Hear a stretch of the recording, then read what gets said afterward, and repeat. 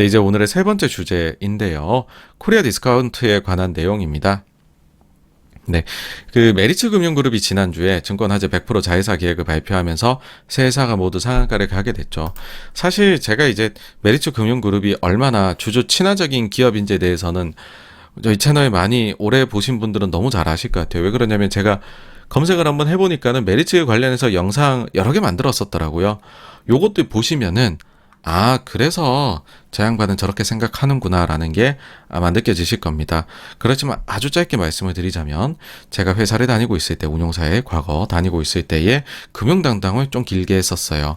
그때 당시에 정말로 좋아했었고 그리고 이 회사 정말 좋습니다 라고 해가지고서 많이 좀 매입을 했던 그룹이 어디냐 하면은 메리츠였어요. 세계 회사에 다 가지고 있었죠. 전부 다 신고해서 가지고 있었으니까는 다 2대 주주였습니다. 저희가. 그렇게 해서 최고 경영진과의 아주 정례적인 미팅이 있었었고 저희는 사실은 그때 당시에 장기적인 비전들에 대해 가지고서는 이야기를 들었고 그 길로 지금 메리츠는 계속해서 가고 있습니다. 사실. 네. 그래서 어떻게 보면은 저 친구는 편견이 있어. 좀 좋은 기억이 있으니까 편견이 있겠지. 그렇게 보실 수도 있는데 어쨌든 뭐 저가 겪었었던 분석했었던 거는 그러했던 거다라는 걸 말씀을 드리고 싶어요. 네. 이번 콩콜에서도 보시면은 이것이 이제 승계와는 무관하다라는 얘기를 그 김용범 의장께서 하셨고, 그 다음에 대주주하고 일반 주주 한 주는 동일하다. 사실 이거는 뭐 메리츠 보시면은 너무 잘 아실 거고 기존에 그 다음 주주 환원율이 50% 하겠다라는 것도 상당히 이제 고무적인 것이었었죠. 그래서 뭐 좋은 내용들이 발표가 되었었으니까 주가가 뭐 당시에 상한가 간 거 어떻게 보면 뭐 그럴 수도 있다라고 그렇게 우리가 볼 수 있는 건데. 뭐 이런 것도 나왔었어요. 기사 보시면은 공매도의 눈물 해가지고서 공매도 드디어 한강 보냈다. 환희에 젖은 메리츠 이제 종목 토론방 해서 나왔는데 사실 이제 이런 좀 그 배경이 있습니다. 뭐냐면 11월 MSCI 지수에서 메리츠 금융지주가 요번에 이제 편출이 됩니다. 그러다 보니까는 그러면은 외국인 매도세가 많겠네 해가지고서 보통 이제 이렇게 편출되는 종목에다가는 하루에 한 3-40%씩 거래대금 하루 거래대금 대비해서 공매도가 막 들어와요. 메리츠 금융지주가 이거 소식 전해지기 직전부터 계산해보면 빠지는 거 아니야 해갖고 메리츠 금융지주는 최근 몇 달간 계속 이거 당하고 있거든요. 공매도가 너무 많았어요. 많아도.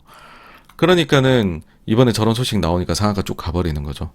첫날 같은 경우에는 그 공매도 잔고가 보여지는 것만 시스템에 찍힌 것만 110만 주인데 그날 거래가 20만 주밖에 안 됐어요. 예. 그러니까 이거는 터질 수밖에 없는 거죠. 다음으로 메리츠 증권하고 화재 같은 경우에도 부동산 PF, 부동산 그러면 무조건 메리츠라고 사람들 생각하거든요. 저희가 많이 했으니까 위험할 거야. 사실은 딴 데보다 덜 위험한데 그죠? 근데 이제 이런 생각들을 하면서 부동산 PF 우려로 증권하고 화재도 요즘에 보시면 거래대금 대비해 갖고서 하루에 1-20% 많게는 3-40%씩 또 공매도가 들어오고 있었죠. 그러니까 많으면 뭐든 터져요. 이게 제가 늘 느끼는 게 과도하게 들어가면 항상 터지더라고요. 뭐 그런저런 이슈들이 있었다라는 건데 여튼 요 책은 이제 저희가 독서 모임 한번 했던 책인데 앞으로는 이제 주주 환원을 잘하는 기업들에 대해서 우리가 주목을 해야 된다라고 생각을 합니다. 그러니까 한국에서도 이 부분이 굉장히 많이 발전을 할 수밖에 없을 것이다라고 생각을 하고요. 그랬을 때 미국이 과거에 어떠했느냐. 그걸 제일 잘 보여주는 책이 요 현금의 재발견이라는 책이에요, 여러분. 요거 이제 한번 보시면서 저렇게 했었구나. 미국도 저런 시기가 있었구나. 저렇게 바뀌었구나. 우리도 저렇게 되면 참 좋겠다. 이런 거 보시면서 투자 아이디어 또 얻으실 수 있는 그런 거거든요. 네. 그래서 주주 환원을 아주 이제 엘리트처럼 잘하는 기업들은 현금의 재발견의 기업들처럼 될 수 있는 가능성이 있지 않을까 그렇게 생각을 합니다. 반면에 이제 그 OCI 같은 경우에 지주회사 전환을 지난주에 발표를 했어요. 사실요 여러분들 대기업 중에서 뭐 KTNG 이런 거 주인 없는 기업 말고 주인 없는 대기업들 중에서는 대부분이 이미 지주회사로 전환을 했어요. 혹은 지주회사스러운 역할을 하고 있고 뭐 그룹 내부적인 사정 때문에 지주회사 전환 발표만 안 한 기업들도 있어요. 그러니까 그걸 빼면 사실상 거의 다 했는데 근데 이제 OCI는 조금 뜬금없긴 했었어요. 저도 개인적으로. 다들 이제 저도 지인들하고 OCI가? 그래? 막 이랬는데 뭐 어쨌든 이제 왜 하느냐라고 하면 왜 지금이냐라고 하면은 세제 혜택이 있습니다, 여러분들. 우리나라 역사가 있어요. 한국이 IMF가 왔을 때 지배구조에 문제가 많다는 얘기들을 했었어요. 그때는 순환출자를 했죠. 문어발식으로. 순환 출자를. 순환해갖고, 그러니까 A사가 B사 갖고 있고 B사가 C사 갖고 있는데 C사가 A를 가지고 있어. 그럼 A, B, C 중에 하나만 부실해지면 A, B, C가 다 망하는 거예요. 그러니까 이제 그렇게 하지 말라는 거예요. 이때 당시 IMF에서 제가 알기로는 직접 지적 사항인 걸로 알고 있어요, 저는. 그 지배구조 개편을 해라. 니네 지주사 가라는 거예요. 지주사로 가게 되면은 이제 더 이상 그렇지가 않고 A가 B를 소유하고 B가 C를 소유하고 C는 A를 소유를 못하는 거죠. 그렇게 돼버리면은 만약에 C에서 문제가 생기면은 도마뱀 꼬리 자르듯이 똑 자르고 가버리면 A, B는 살아남는다라는 거예요. A, B는 살아남는 거죠. 그래서 이게 더 낫다 해가지고서 근데 너네가 지주에서 전환하려면은 당근을 좀 줘야 되지 않겠느냐 대주주들한테. 그래가지고서 당근을 우리 정부에서 이제 한시적으로 만듭니다. 한시적으로. 이 당근은 왜 필요하냐 하면은요 이런 거예요, 여러분들.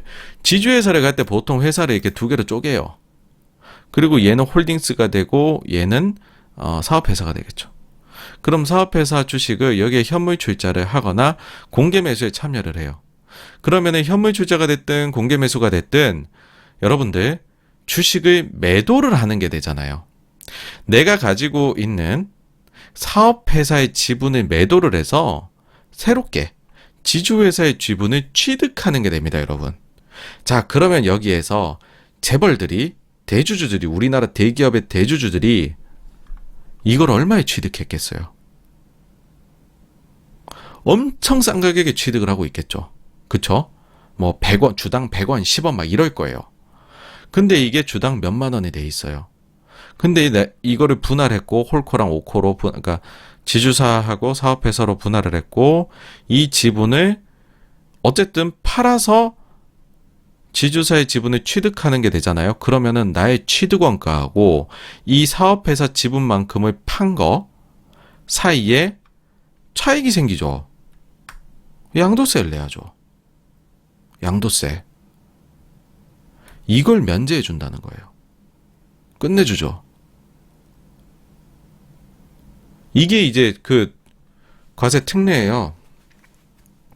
대주주에 대한 과세 특례입니다. 지주에서 전환할 때 현물주차 주식에 과세 특례가 나와요, 여기서. 이 IMF 때부터 시작이 된 건데 처음엔 3년 한시로 시작을 한 거예요. 근데 3년이 지나도 다 안 해. 또 3년에 늘려줘. 또 안 해. 또 3년에 늘려. 또 안 해. 또 3년, 또 3년, 또 3년. 지금까지 온 거예요. 20년 넘게. 원래 이게 2021년도 말로 일몰이 또 됐었어야 돼요. 근데 이제 일몰이 될 것 같으니까 국회의원들이 갑자기 12월 달에 회의를 열어요. 야, 모여 해가지고 국회를 열어서 이거 일몰되면 안 돼. 2년 더 연장시켜주자. 해서 23년 말까지로 2년이 연장됐습니다, 여러분. 21년 말에. 그러니까 21년 정확히 12월 초에 국회 열어갖고 연장을 시켜줬죠. 예. 그러니까 이제 그러니까 저도 그래요. 그러니까 그 뭐라 그랬지 우리가 그 수익이 발생한 곳에 세금이 발생해야 되잖아요, 그죠? 수익이 발생한 곳에 세금이 발생을 안 해요. 예, 특례. 예, 20년 넘게. 물론 이유는 있어요. 아까 다 제가 저 뭐 배경을 말씀드렸잖아요. 근데 이제 어쨌든 이 특례 안 없어지고 있습니다, 여러분. 24년 말까지인데 우리가 근데 농담조로 그런 얘기들을 했었어요. 저도 이제 지주 담당을 할 때 이거를 굉장히 봤단 말이에요. 그러면서 저게 언제 없어질까 보는데 계속 연장이 되더라고요. 3년. 그래서 지주 담당하는 사람끼리 모이면은 자조적으로 우리가 그런 얘기를 했어요. 야, 삼성그룹하고 현대차 그룹이 지주에서 하기 전까지는 이거 계속 연장될 것 같지 않냐? 그게 우리의 결론이었어요. 그래서 그들이 하면 법이 제가 볼 때 일몰 될 것 같고 안 하면은 계속 연장되지 않을까라는 생각도 들어요. 근데 그냥 저희의 뇌피셜이었어요. 농담으로. 아니 너무 연장이 잘 되니까. 하여튼 그래갖고서 제가 이제 예전에 회사 다닐 때와는 다르게 지금은 시간이 남아도는 사람이지 않습니까? 그죠? 뭐 유튜버 하고 뭐 이런 거 하니까 그냥 방송 출연만 하니까. 그래서 보시면은 이 의안정보 시스템이라고 있습니다, 여러분. 의안정보 시스템에 들어가시면은 자, 구체적으로 어떤 게 나왔고 다 나와요, 여기에. 누가 냈고 네, 이런 거까지 다 나옵니다. 근데 이 의안 번호가 211361이죠. 이거 외워둬요. 211361. 자, 근데 요거를 또 우리가 국회 우리나라 잘 되어 있어요. IT 강국입니다. 그래서 이거 보시면은 이런 거 회의로 다 남아 있어요. 한국은 다 남아 있습니다. 자, 그럼 한번 찾아볼까요? 하니까는 72번이네요. 그죠? 이날 처리한 것 중에 72번이었어요. 조세특례 제한법 일부 개정 법률안. 72를 한번 찾아보죠. 자. 여기에요. 자, 72번에 대해 가지고서 조세특례 뒤로 더 가야겠네요.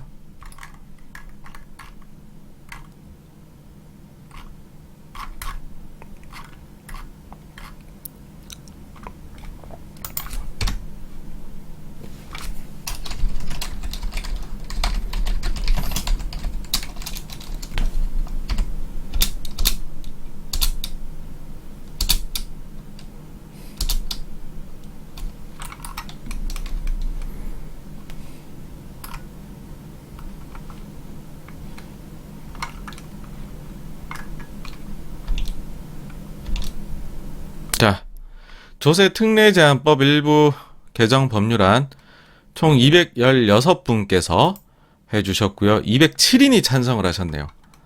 찬성 끝내주네요. 그죠? 그래서 요거 보시면은 누가 어떤 생각 가지고 있는지 다 나옵니다. 네. 그래도 양심 있게 기권을 하신 분도 있고 그래요. 예. 그러니까 저거 해주면 안 된다고 얘기들 되게 많았었거든요. 근데 제가 이제 2022년도 1월 달에 그때 방송에 나간 게 있어요. 그 KBS 라디오 나가서 우리나라 이제 지배 구조나 그 다음에 뭐 왜 물적 분할에서 이런 게 문제가 되느냐 해가지고서 그 이제 교수님하고 같이 나간 게 있었는데 그때 이제 나가기 전에 사실은 이제 좀 열이 받아 있었죠. 왜냐면 저게 왜 연장이 됐지? 그런 생각을 했거든요. 네. 근데 어쨌든 그렇습니다. 네. 자, 넘어가 보죠. 그래서 이제 결론적으로 코리아 디스카운트가 해소되기 위해서는 제가 볼 땐 세 가지가 좀 필요한 것 같아요. 첫 번째는 자사주 매입은 반드시 소각을 동반을 해야 된다. 그러니까 그 자사주를 그냥 사놓고만 있으면 나중에 그게 지금 저런 식으로 왜 그 지주에서 전환할 때 그 자사주의 마법이라고 우리 많이 들어봤잖아요. 그런 게 생겨날 수 있는 거죠.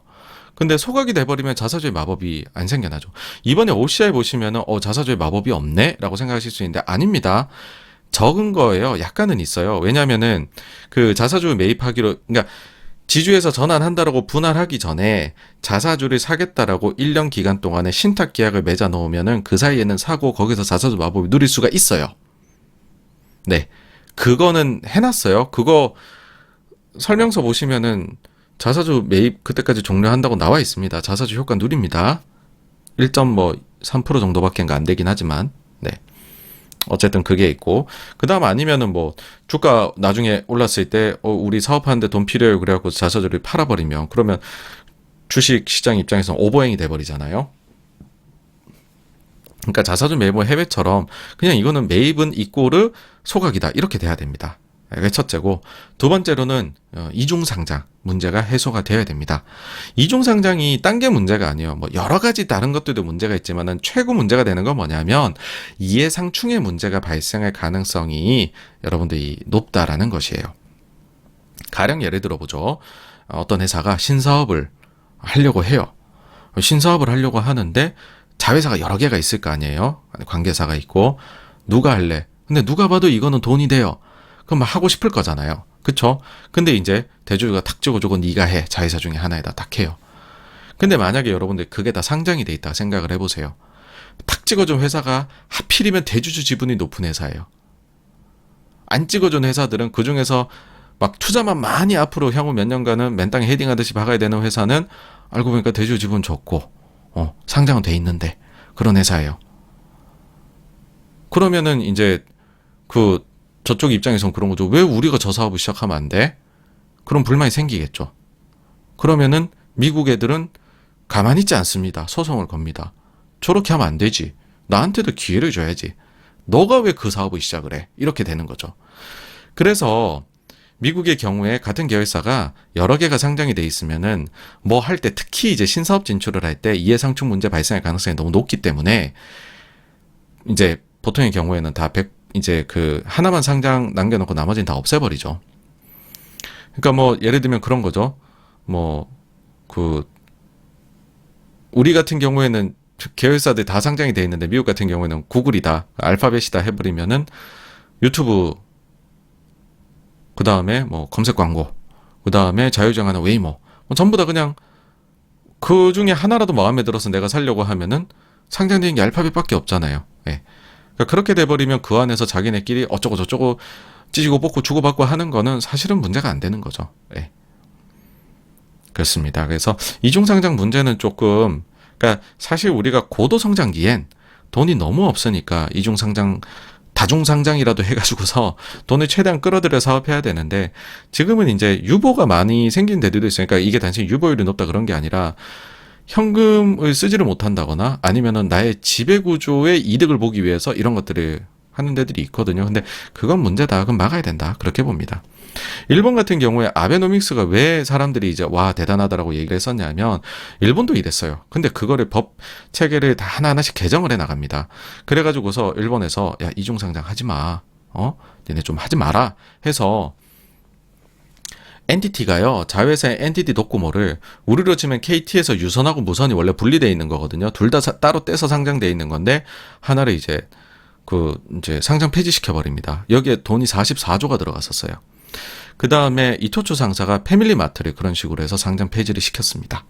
그래서 우리가 이런 데보다도 상대적으로 떨어진다. 그건 인정하고 가야 된다라는 거고요. 다음 세 번째로는 제일 중요한 건데, 법적으로 주주에 대한 보호책이 마련이 돼야 된다라는 겁니다. 상법 사실 저희 채널 보신 분들 너무 많이 보신 거다라고 생각을 하는데, 상법 382조의 3항 이사의 충실 의무, 여기에 주주도 좀 비례해서 봐달라. 예, 요거 좀 넣어줬으면 하는 바람입니다. 네, 그래서 여기까지가 코리아 디스카운트에 관한 내용이었고요. 다음으로 넘어가 보도록 하겠습니다.